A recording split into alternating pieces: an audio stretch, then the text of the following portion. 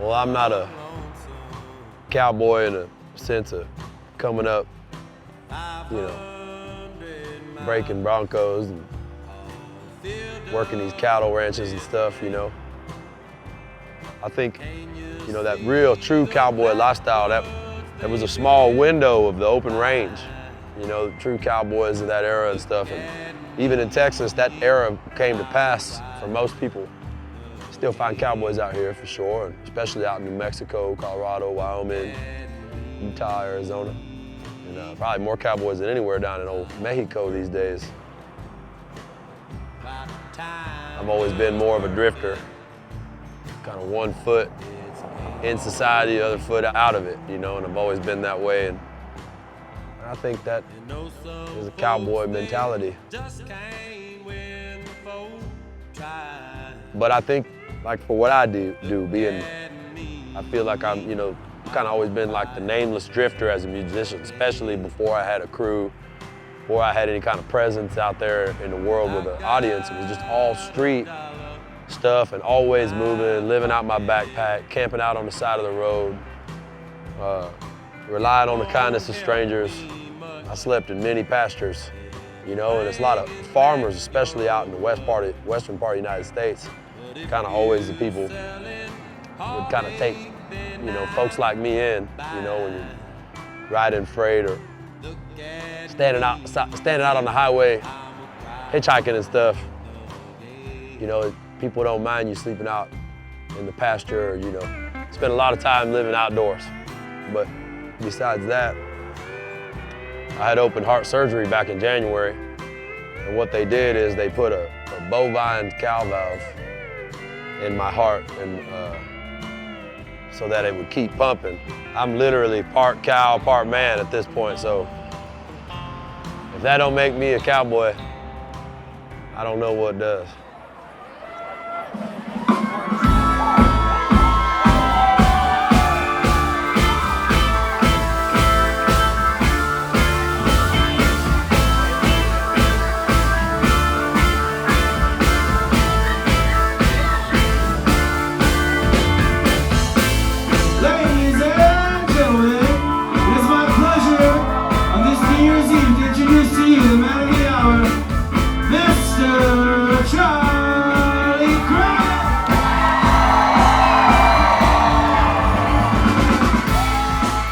My favorite song to play at a joint like this. It's called Going Back to Texas. But tell me, darling, what's going on? God tell me, sugar, what's going on? I'm going back to Texas, Texas is my home. I stay around here, but I believe it's much too rough. Around here, but I believe it's much too rough. So I'm going back to Texas, I believe I've had enough. I know she don't want me, at least not like she say. I know she don't love me, at least not like she say. So I'm going back to Texas, already on my way.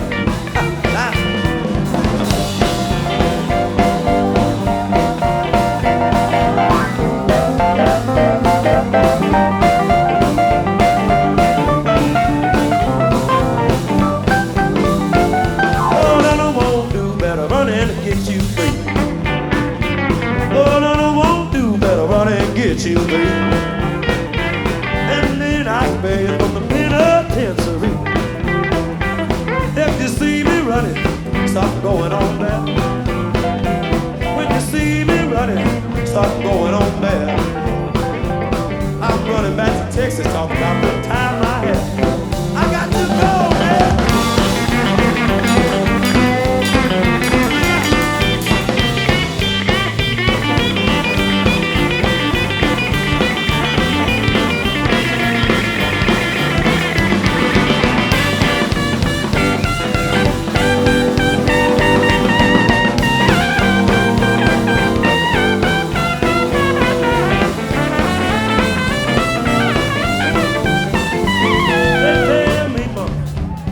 the matter now? Got to tell me, darling, what's the matter now? I'm going back to Texas, I don't need you anyhow.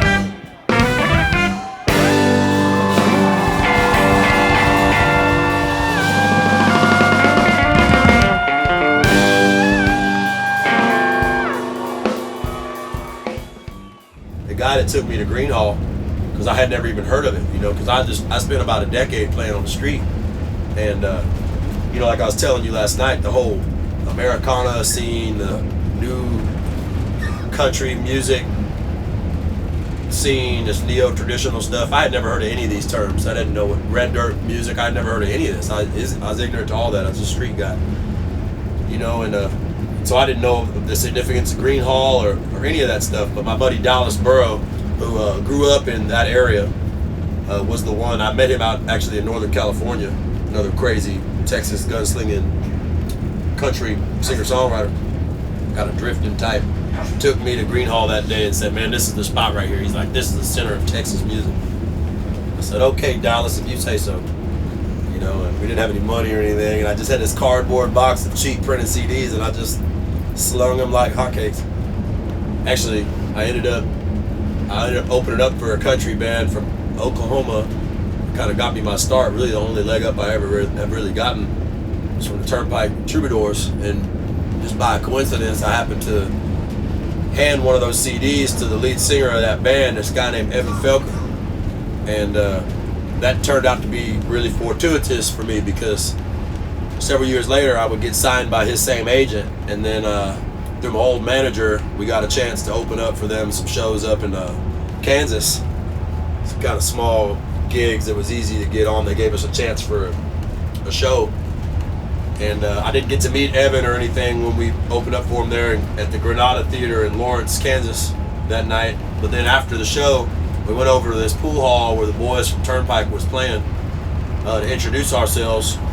And I walk into the joint, and Evan's playing pool at this table in the back. As soon as I walk in there, he's eyeing me from across the room. And I said, oh no.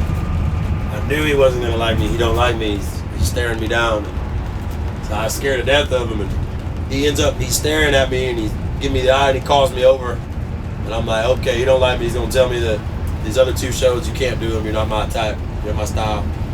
And instead of that, he says, man, I know you. And I'm like, what? And he's like, yeah, you gave me one of your CDs in front of Green Hall, which must have probably been 2 or 3 years before that.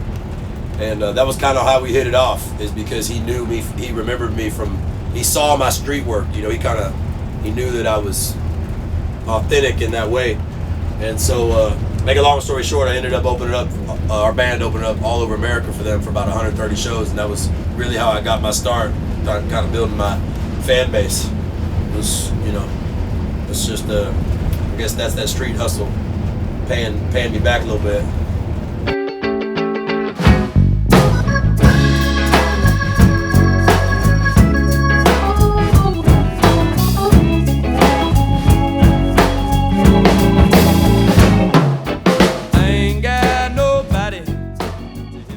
Well, for me, touring is like just a big old upgrade, you know, from being the hobo life and hitchhiking and squatting and all that type of stuff. So I'm really playing like, you know, like now I'm on the bus and stuff, but it's like I'm in the same places. I'm doing the same thing I was doing on the street. I just have a few more resources, you know, but I really am like hanging out in the back of parking lots and, you know, parked on industrial areas and going from town to town, still playing for money, you know. It's maybe just a little more politics, but, you know, I'm more at home on the road. I think all the guys in this group probably feel that same way. We're all more at home on the road because it's where we spend the majority of our time.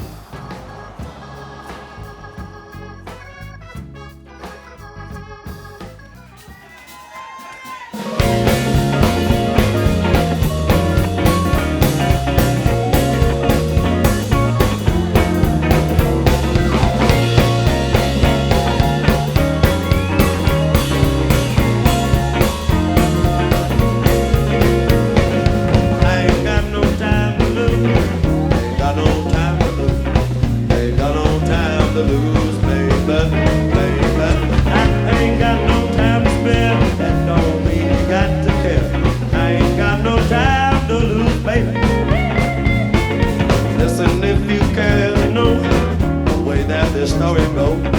Underneath these stars, is this refuse to stop for me. I ain't got no time to lose. All I got these days is blue.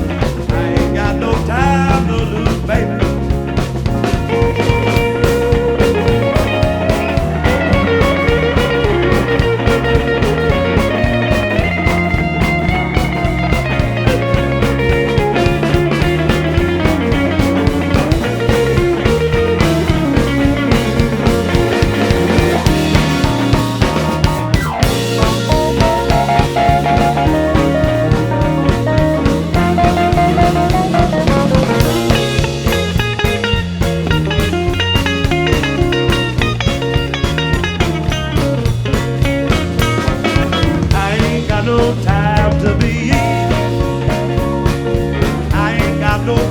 Be deceiving all these people. No, I ain't got no time to lose. All I've got these are days of blue. I ain't got no time to lose, baby. Let it go. I mean, really do the thing.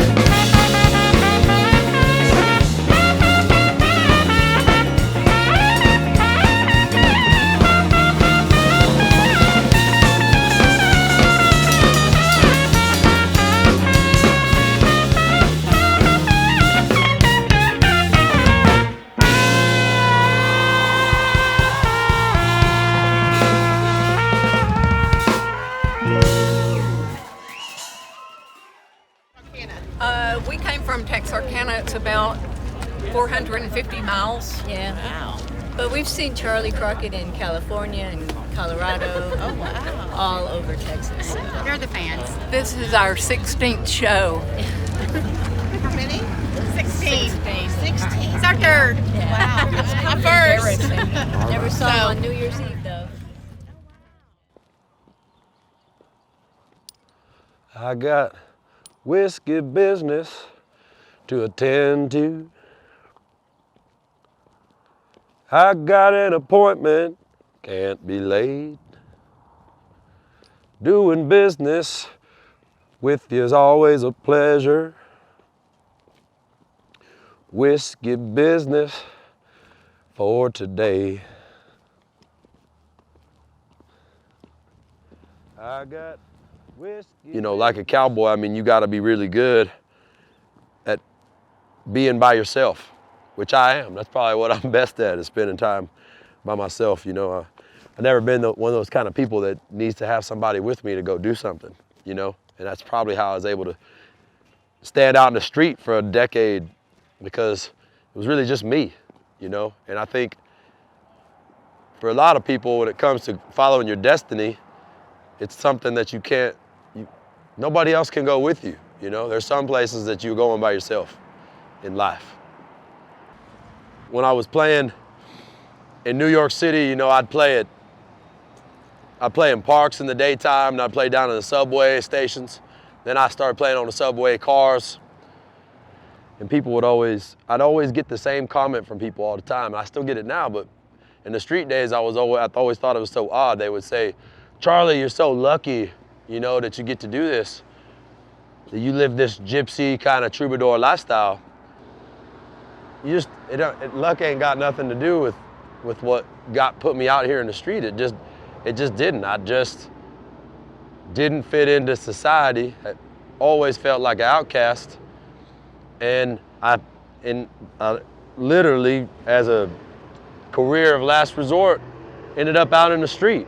The most common people I'd be seeing when I was out in the street were homeless people, you know, addicts, panhandling and stuff.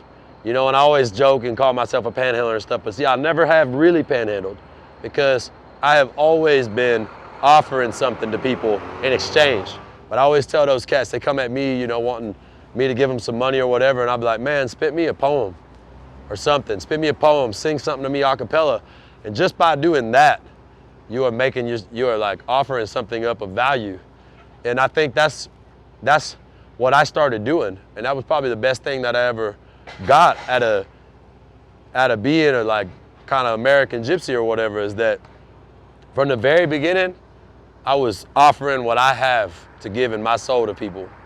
I was offering that from the very beginning. And even if they was just 25 cents, they started paying me like that from the very beginning. So I have built my whole deal out of from standing behind my guitar, playing with an open guitar case, and letting my art speak for itself. And people have always supported me just for doing that, you know?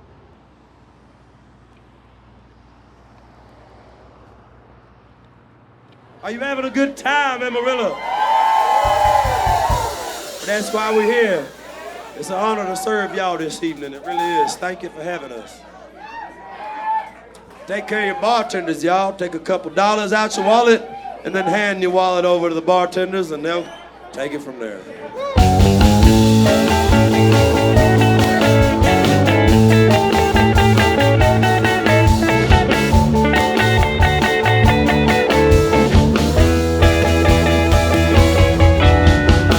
That little girl, she been weighing me out. I'm sure you know what I'm talking about. The things they do and got me acting so strange, but I just wanna know that little girl's name, yeah. She got me running from a storm outside, and I've been gone for more than a while. Come pretty baby, you're the one that I need. Just give me all your love and it would only set me free, yeah.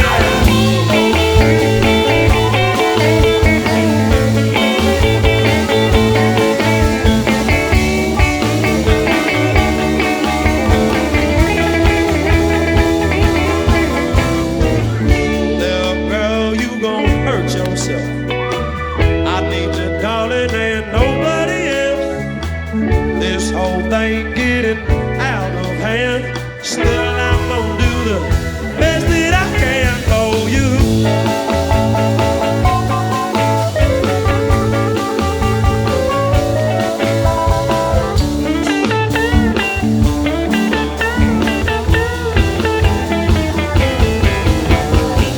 That little girl, she been weighing me out. I'm so you know what I'm talking about. The things she did had me acting so strange. Wish I never knew that little girl's name. That little girl's name. Yeah, she got me acting so strange. That little girl's name. That little girl's name. That little girl's name.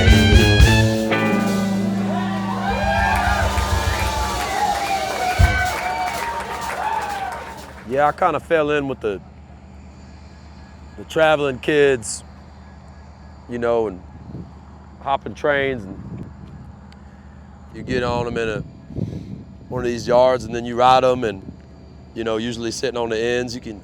I never really get into cars and those like grain cars and stuff.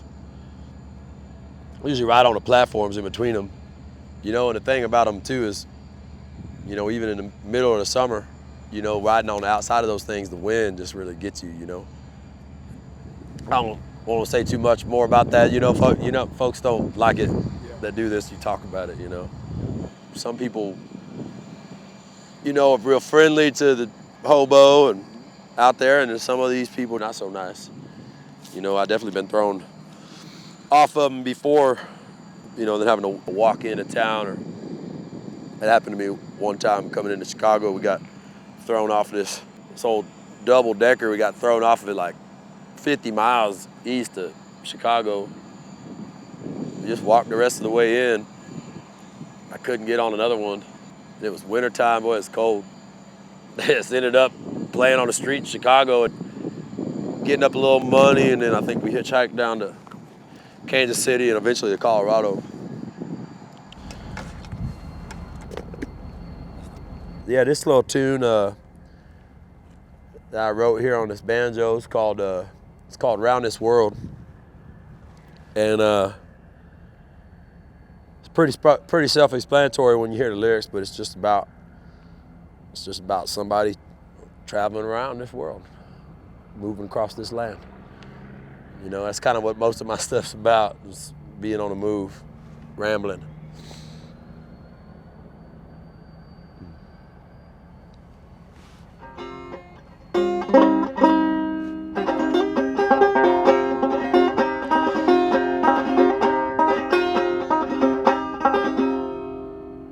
I'm going round this world, going round it, pretty girl. I'm a-leaving, and I can't say when I'll be back around this way, this way. When I'll be back around this way, and it's awful hard to say when I'll be back around this way.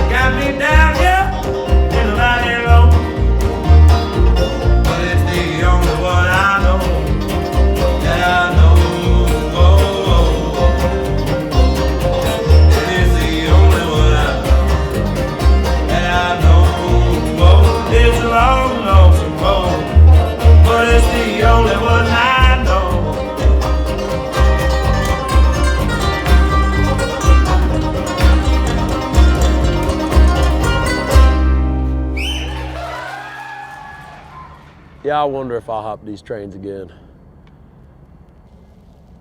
Knew a guy that was riding them out on the West Coast and stuff, and he was sitting on the edge of a bed, of open door boxcar or whatever, and he'd been drinking, and he fell asleep and, you know, fell off and died. And that can happen, you know, hitting your head, or especially sitting on the ends of these things.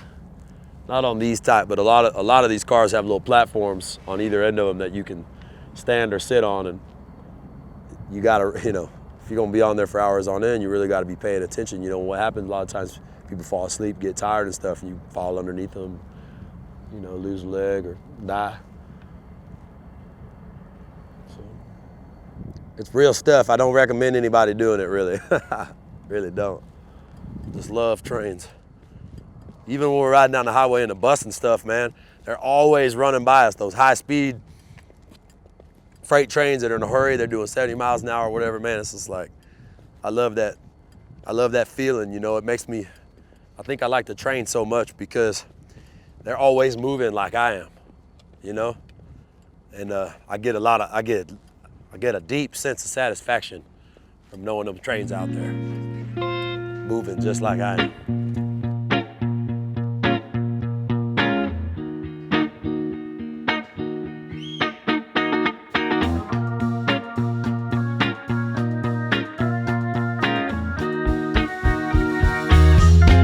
I was dying in the dark, I was hurting in the night, I've been losing to the man,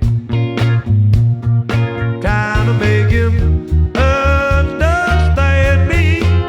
You know these days getting strange, situation growing great. On my knees in the night, knees in the night. Days getting strange, situation growing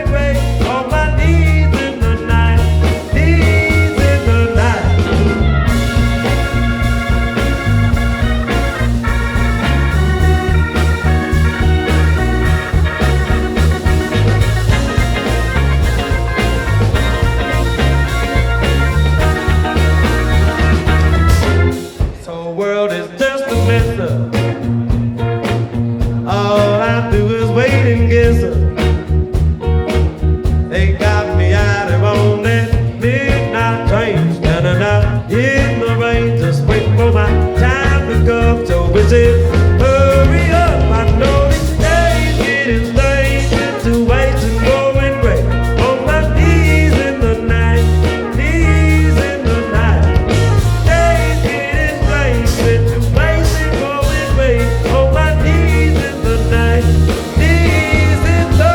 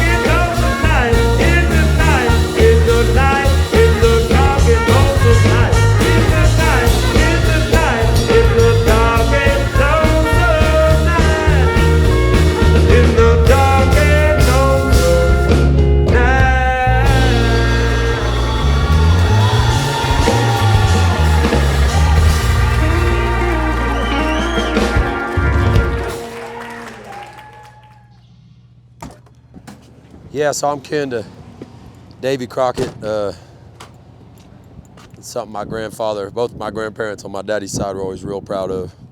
I grew up hearing the stories about Davy Crockett and ancestors, relatives of mine donating stuff of his in over the years into the Smithsonian. It was one of those things where I was real proud to be related to old Davy. When I started going to school, kids really make a lot of fun of me for that, you know. And it got to the point where people didn't believe me and ragged on me so hard that back in those school days, I didn't even believe I was related to him myself anymore. And I mean, I guess he's 8 generations back for me.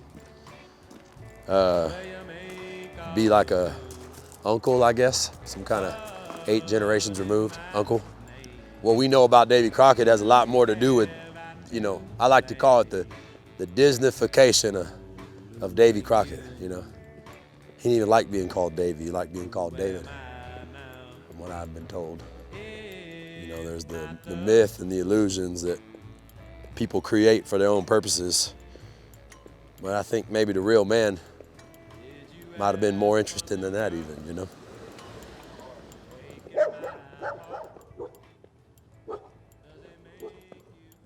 My mama was born in Denver, and she was partially raised out in the Bay Area in Northern California, and then Oklahoma, and then she had come down to Texas, where my daddy was from, way down in the Rio Grande Valley where I was born. But yeah, like I said, he was a real wild child, pouring concrete and working shrimp boats and just being generally ornery. And so they split up right around the time I was born. And so I didn't end up really meeting him until I was much older. I don't hold nothing against him for that. It's probably better off for both of us just because of how he was living. But I got a half brother and a half sister. My sister Brandy, and she passed away back in 2015. She led a really hard life. Beautiful, beautiful, gifted woman. But she lived a hard life. She went up to the house. And my brother was a man that rolls the dice, you know, and I learned a lot from him in my life. We ain't talked in a long time. He spent a lot of time in prison for some stuff, but he was in for a long time, but he's out now. We ain't connected since he got out, but I know he's following what I'm doing and stuff. But I didn't get much of a chance to have much of a childhood. I kind of had to grow up real quick myself, and sometimes I'm mad at him for that, but at the same time, he taught me about that real hard gambling world. And in a funny sort of way, it helped me get ready for the street life, and being able to handle myself in that street life, not get hooked on all the drugs and all the vices that fall with it, and be able to stay focused. That's one thing I give the man, is he gave me some drive. I don't have any reservations about how I was raised or anything like that. I feel quite grateful, and you know, I had it hard, but it gets a lot harder than that even, you know. I believe everybody's got to walk through the valley, and sometimes we do it together, and other times you got to do it all by your lonesome.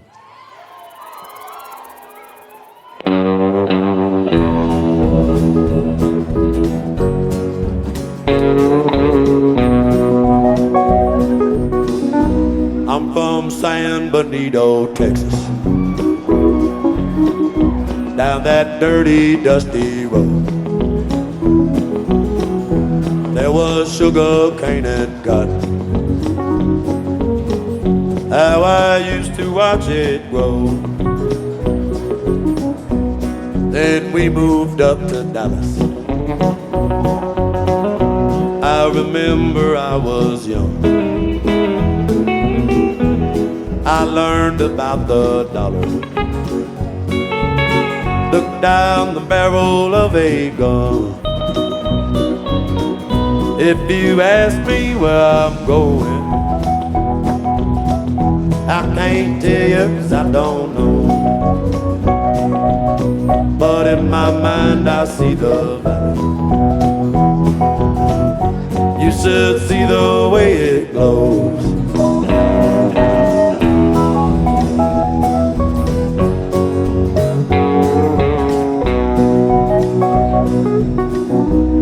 My daddy didn't know me. My brother rolled the dice. My mama kept on working, and my sister paid a price. Darkness did surround me, trouble everywhere I turned. Till one day I started walking. Everything I've got I earned. If you ask me where I'm going, I can't tell you 'cause I don't know. But in my mind I see the valley. You should see the way it glows. And now you know my story. I bet you got one like it too. May your curse become a blessing. There ain't nothing else to do.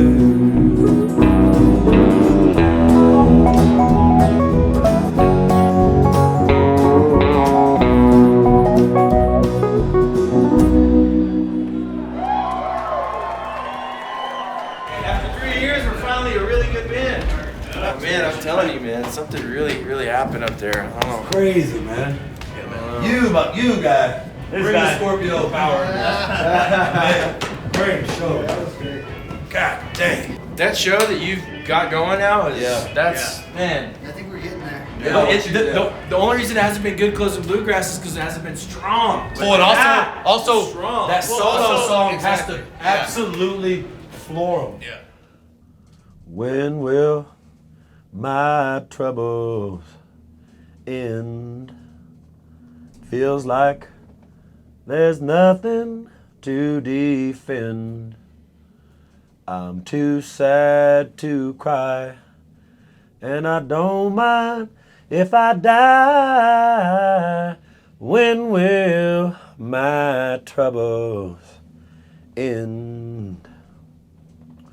Oh, how long am I going to hurt?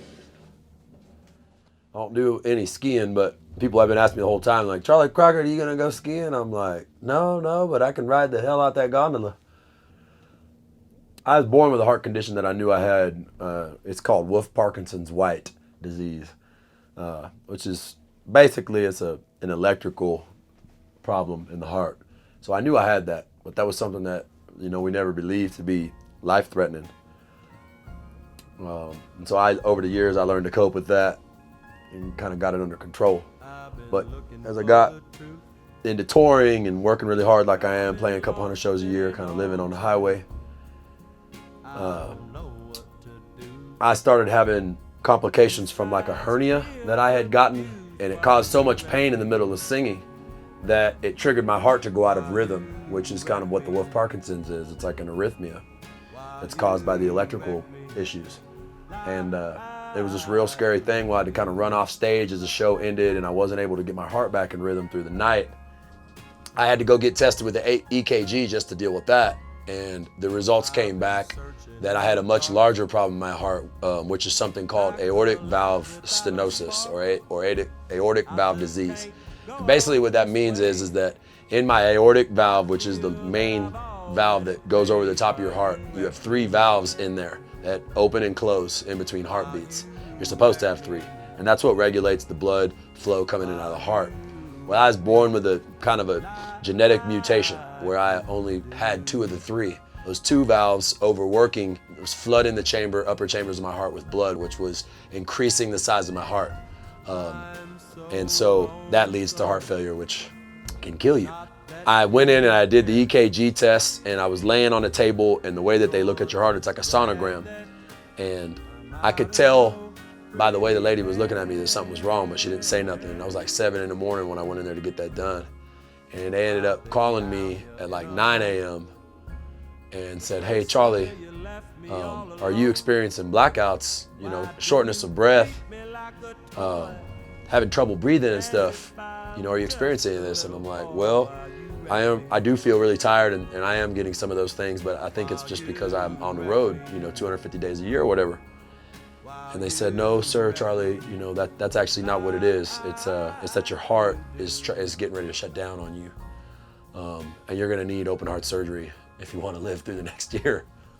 And I lost the feeling in my legs sitting on this couch in my little house, and it just rocked my world.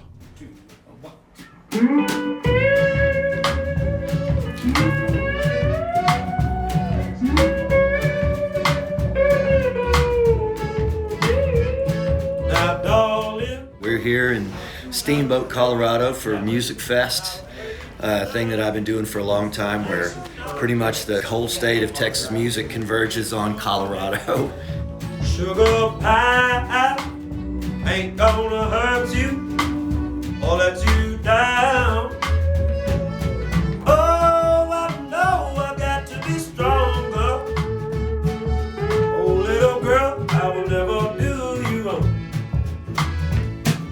Yeah, we have a funky little studio out in Lockhart, Texas, just south of Austin, and where we record in a real kind of Stone Age kind of a way. And so what we try and do is bring that up here. So we kind of create a small version of that in a hotel suite here in Colorado. There's one little thing you can do for me. Just before you go, look into my eyes to see this love, so that you'll always know. And darling, sugar pie ain't gonna hurt you or let you down. And baby, I am not. I grew up on what I call the Willie demographic, or the Willie genre. So they're Willie Nelson, Neil Young, some other people to me were unclassifiable. And Charley, I just don't know who I've seen in decades that combines those different strains of roots music as effortlessly and purely as Charley does. I mean, if you asked me right now to say what kind of musician he is, I couldn't tell you, because he could play blues and you could completely believe it. And country music, hardcore old country music, he crosses every bit of those, as honestly as some of those really great musicians used to, and in a way that I just think is it's just really refreshing. And darling, I am not afraid to unafraid to love you. I am not afraid. I am not afraid. Said I am not afraid. I am not afraid. I am not afraid.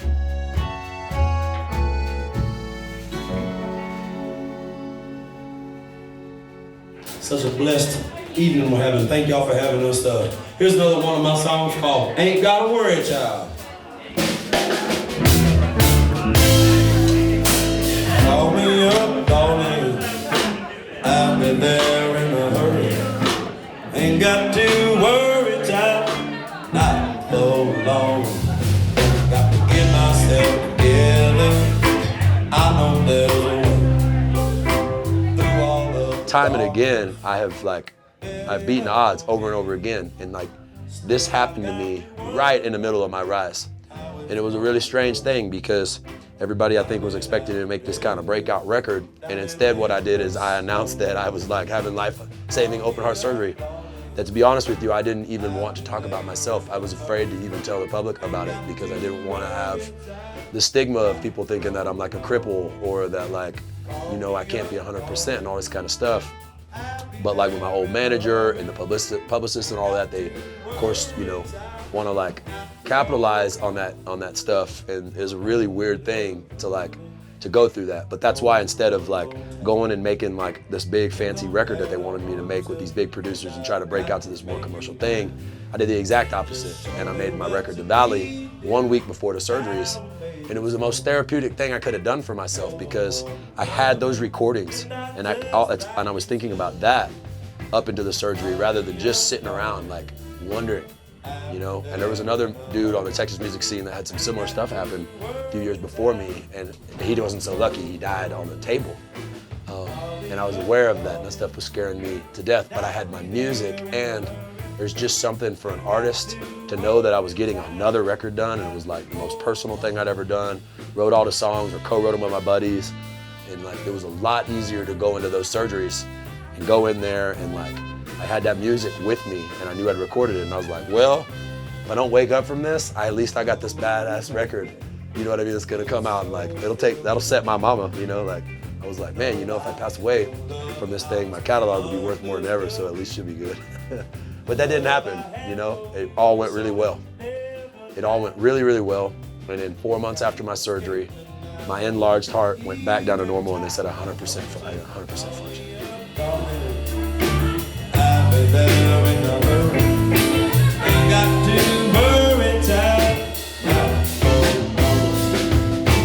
Call me up, darling, and I'll be there in a hurry, and I ain't got to worry, child. I'm telling you it's not for long.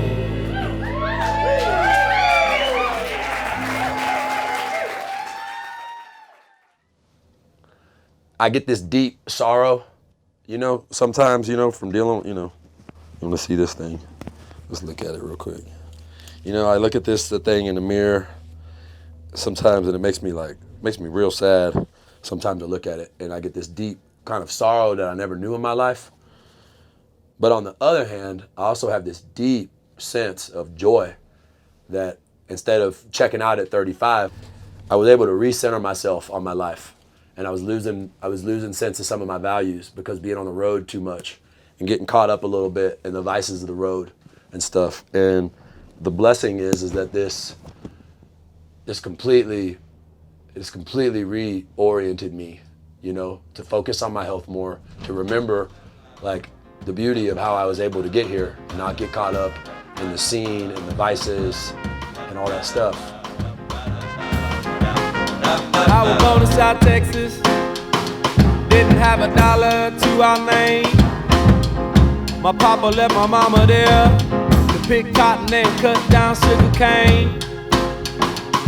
She had to work like a slave all day, so I might have better spend my time in the sunshine ray. I'm working, baby, I'm working. Ooh, daddy, I'm working. Yes, mama, I'm working. Brother, I'm working for you.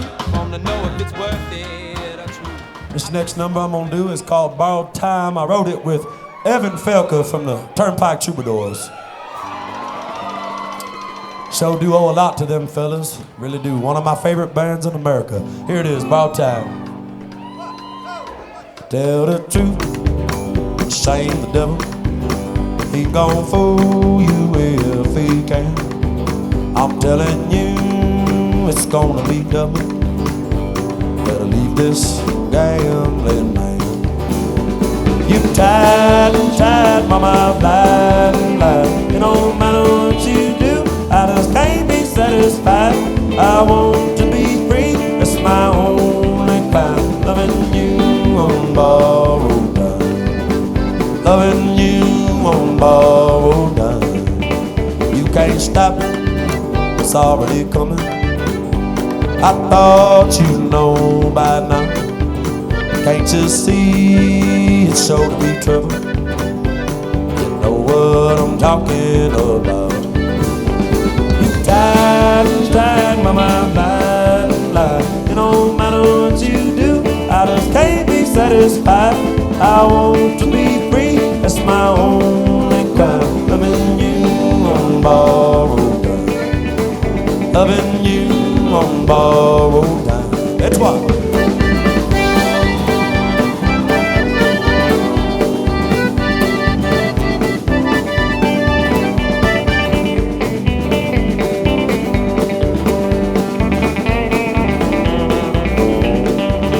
Well, this game don't mean nothing. We just bowling in the tide.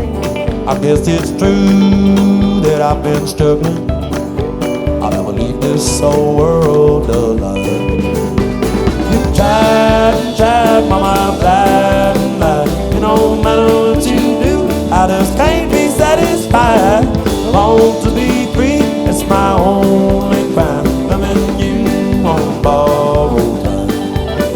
Loving you on borrowed time. Loving you on borrowed time.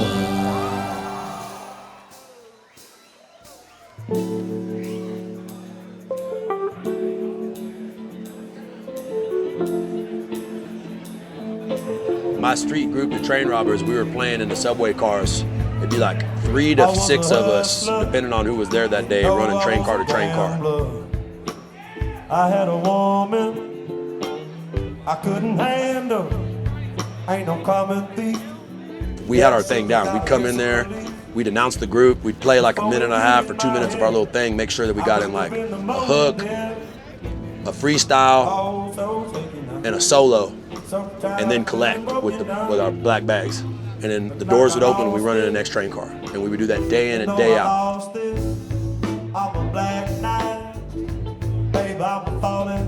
One day we entered a train car on the R line. Some really big label executives took note of us in that train car. Ended up getting into a deal. And it didn't work out because they didn't have any interest in developing what we built on the street. What they saw was that our group was believable to Americans, and they wanted to plug that into like the kind of pop kind of machine that is built out there, you know. And so that was hard for me because I fell out of it, but I'll tell you what in the long run, what it gave me. It told me that I could do this street thing. I could go this way that nobody saw as a viable avenue for me to go anywhere. And that it got me all the way to the top offices in New York. And that was so powerful for me because it gave me this sense of belief in myself. In this world, it's hard to know who to trust, you know? It's like look in the mirror and trust that person. Oh, so shaky now. Oh, so shaky now. Oh, so shaky. After that fell out, I got my stuff together. I waited that contract out. While I was waiting that contract out, I thought and I plotted and I marinated it and I got a plan. And one day it just hit me. I was like, man, you have to record and put out your own music. It's the only way you're gonna draw people to you. The less you know about what you want to do, the more whoever comes into the picture is going to put their stamp on it. Not because that somebody's evil or trying to do you wrong. It's just the less you know about what you want to do, somebody else has to fill in the gaps. I'm Charley Crockett, and I know what part of me I'm willing to sell. Thank you very much for Colorado. My name's Charley Crockett. That's Charlie with an EY. 2 T's just like David. I'll see you next time.